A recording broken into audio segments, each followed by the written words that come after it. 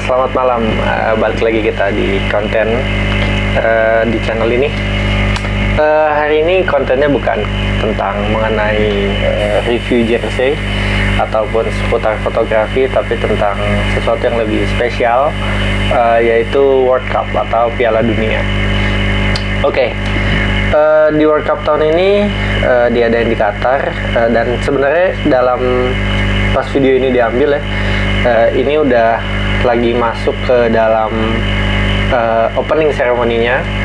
Tadi ada Morgan Freeman lagi ada. Gue nggak nonton dari awal opening ceremony-nya, tapi gue baru nonton sekilas.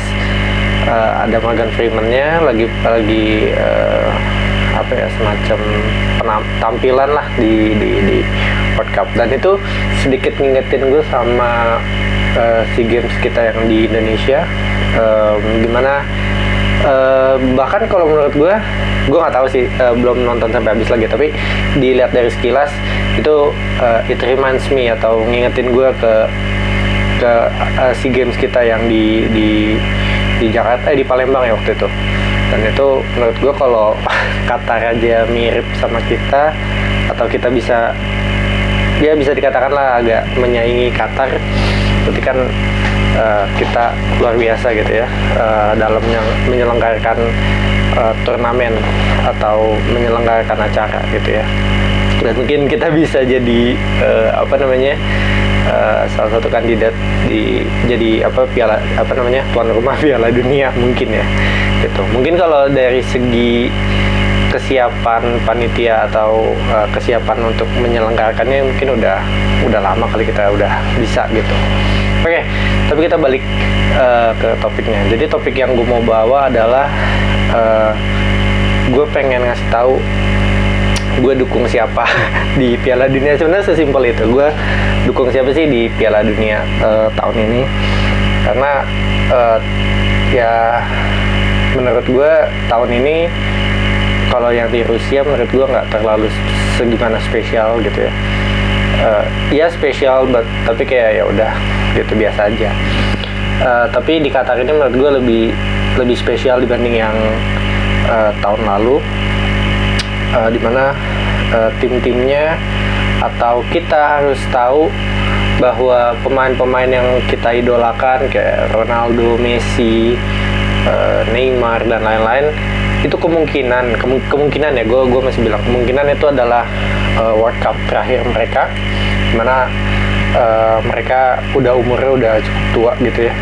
Walaupun ya kita nggak bisa mengatakan itu pada Ronaldo atau Messi, karena mereka udah membuktikan bahwa umur itu hanya angka di dalam hidup mereka gitu. Jadi kita sebenarnya mungkin aja tahun depan masih, ya Ronaldo mungkin masih bisa main di World Cup tahun depan, tapi kita nggak tahu ke depannya seperti apa. Tapi kemungkinan besar kan kalau kita melihat realitanya gitu ya, kayaknya ya kemungkinan mereka akan cabut di tahun depan gitu.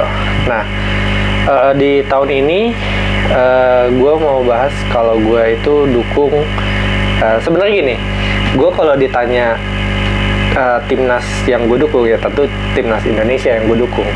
Tapi karena kita belum bisa masuk ke dalam Piala Dunia, ya kita kan sebagai penonton, kita kadang-kadang ada yang kita nonton lah, gue suka ini gitu. Sebenarnya kalau gue tuh kalau ngebayangin Piala Dunia ya, di setiap edisi gue mulai nonton Piala Dunia tuh yang tahun 2010 yang di Afrika, 2010, 14, 18 sama 22 ini, gue kalau nonton, kalau ditanya dukung banget siapa, gue nggak pernah berpihak gitu ke satu tim gitu, kayak gue dukung dari awal ini gitu. Terus setelah, kalau dia kalah di fase grup atau di babak 16 besar kan biasanya udah selesai nontonnya gitu. Cuman kalau gue nggak, biasanya gue lihat per grup. Misalkan gini, grup A ada Portugal, ada waktu itu ada Jerman, ada Ghana kalau nggak salah atau apalah, ya gue pegang Portugal gitu kalau untuk di di grup ini gitu. Tapi kalau misalkan atau kalau udah masuk fase 16, misalkan sisa ini, ya udah gue pegang si Belanda lah, atau gue pegang Portugal gitu. Jadi biasanya gue nonton kayak gitu. Jadi per fase tuh beda-beda gitu. Cuman kalau semenjak 2014 tuh sebenarnya gue tuh suka nontonin Portugal dari awal karena ada Cristiano Ronaldo-nya di sana. Tapi waktu 14 di fase grup aja kan dia nggak lolos gitu. Pas 2018 itu gue lagi nggak terlalu suka bola, jadi gue nggak terlalu ngikutin amat gitu. Walaupun nonton sekali-sekali tapi nggak ngikutin amat gitu. Jadi kalau ditanya dukung siapa, gue nggak terlalu fanatik dengan satu tim gitu ya. Tapi gue biasanya melihat dari fasenya dan dari chance-nya atau kemungkinan si tim ini bisa menang gitu. Dan di tahun 2022 ini gue gue melihat kans besarnya itu ada di Belanda. Sebenarnya sih bukan Belanda aja, tapi gue lebih sebenarnya gini, di atasnya Belanda itu ada Brazil, karena kalau kita lihat ya dari skuadnya Brazil gitu ya, itu emang skuadnya mewah banget. Tapi kita harus lihat bahwa pemain-pemainnya bisa klop nggak satu sama lain, karena kayak yang udah gitu ya, kayak Inggris dulu pernah punya generasi emas yang pemainnya bagus-bagus semua, pemain top semua, tapi tiba-tiba di mana gue nggak tahu, tiba-tiba down. Nah, pokoknya performnya nggak terlalu bagus lah gitu. Tapi kalau dilihat dari data ya, dari di atas kertas gitu ya, gue ngelihat Brazil kayaknya. Cuman kalau yang kedua ya gue sih gue kemungkinan melihat Argentina, karena Argentina punya pemain, dia punya Messi, dia punya timnya udah solid lah. Kalau gue ngelihat dari media-media kita lihat di Instagram dan media-media lain tuh kayaknya timnas Argentina tuh udah solid gitu. Pemain-pemainnya tuh udah klop dan dia punya GOAT ya, pemain terbaiknya Messi, dan semua pemain itu mendukung gitu. Berbeda dengan kalau kita bahas Portugal gitu. Portugal mereka punya kemungkinan untuk bisa menang, tapi dengan adanya isu Cristiano Ronaldo dan lain-lain, gue agak menyampingkan mereka gitu. Kayaknya ya ada kemungkinan untuk menang, tapi nggak sebesar tim lain gitu.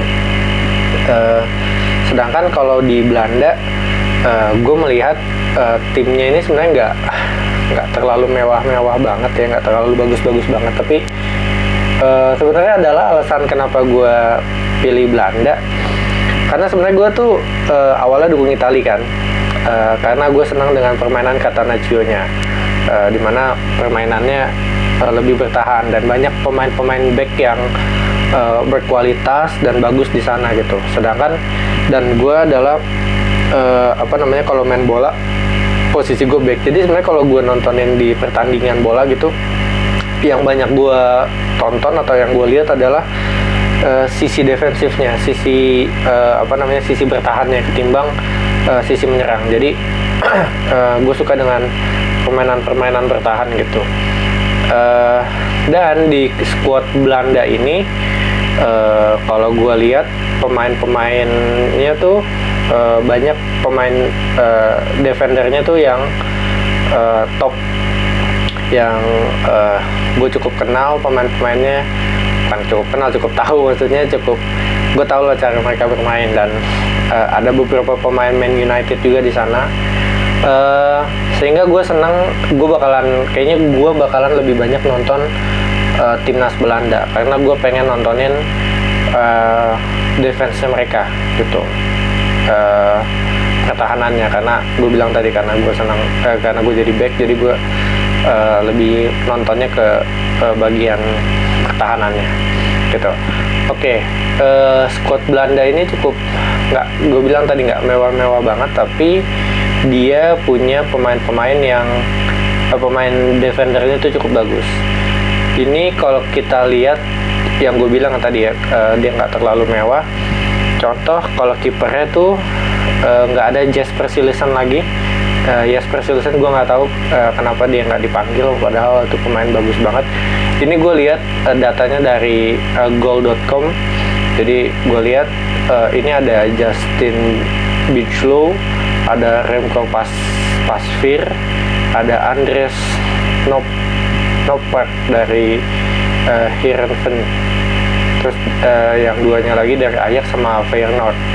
Ini gue nggak terlalu familiar dengan nama-nama pemain ini, karena seingat gue tuh yang kiper Belanda ya si Jesper Cillessen waktu kiper di 2018 gue dia nggak ikut ya, karena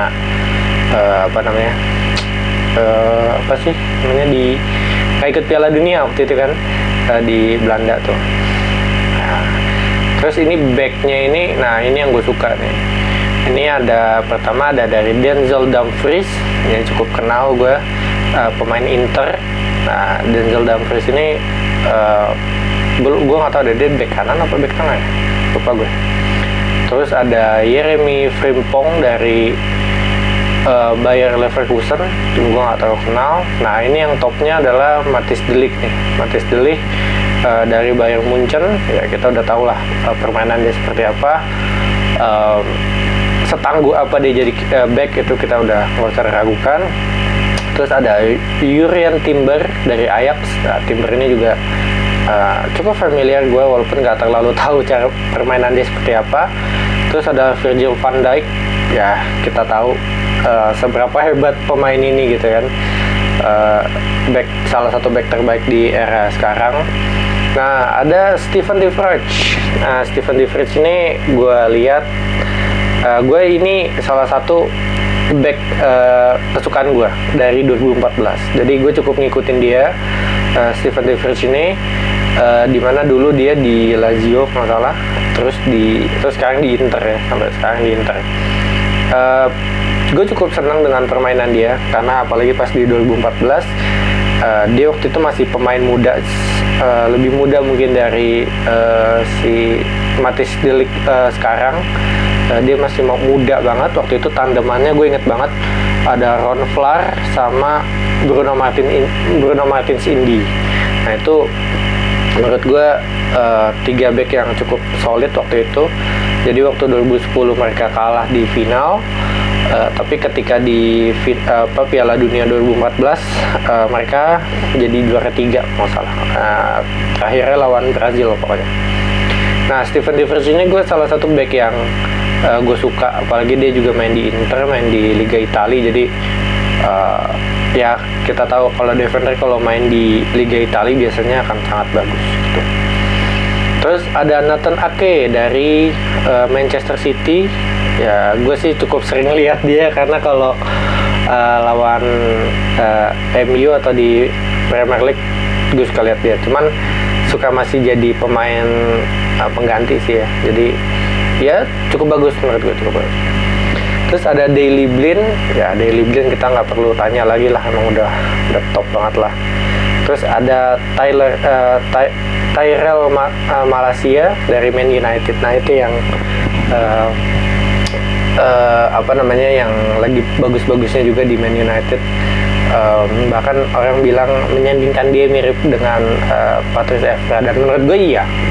Cara dia bermain, cara dia passionnya dia dalam bermain bola tuh ya mirip-mirip lah dengan Patrice Evra gitu. Nah, dari jajaran back-back ini ini adalah salah satu back-back modern yang gue suka.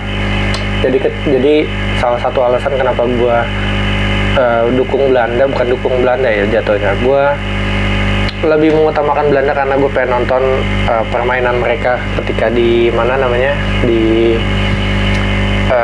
bagian defense-nya gitu. Jadi ya gue milih Belanda karena itu. Selebihnya sih nggak ada.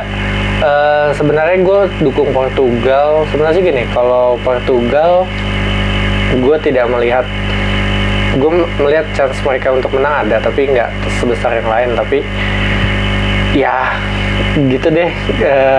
Gue ngeliat squadnya nih nggak kayak Argentina. Kalau Argentina ini udah apa ya, timnya tuh udah klop gitu, udah nyatu, udah bonding gitu. Jadi kayaknya nggak perlu adjustment yang lain-lain. Jadi kayaknya mereka udah bagus gitu. Udah bakalan bagus gitu di Piala Dunia ini gitu. Udah sih itu aja yang mau gue bahas mengenai Piala Dunia. Jadi gue dukung Belanda, dan sebenarnya karena jersey ini gue beli duluan, jadi gue dukung Belanda aja deh. Nggak sih, karena faktor tadi gitu. Oke, dan buat kalian boleh tulis di komen lu pada dukung apa, apakah sama kayak gue mendukung Belanda dan melihat chance-nya sama seperti kayak gue ngelihat Belanda gitu. Walaupun gue bukan mendukung fanatik ya, tapi gue lebih mengutamakan untuk nonton Belanda gitu. Oke, tulis aja di komen bawah kalian pada dukung apa, dan ya itu aja sih gue. Oke, bye. Thank you. Nanti bakalan ada konten mengenai jersey lagi deh, mengenai baju. Karena ada satu pembahasan mengenai jersey Piala Dunia yang gue lagi pengen bahas. Mengenai harga, mengenai kualitas, mengenai name set dan lain-lain, ya kayaknya bakalan, karena ada banyak hal yang mau gue bahas gitu. Oke, dan mungkin kalian kalau yang pecinta jersey udah tahu. Oke, bye. Thank you. Dadah.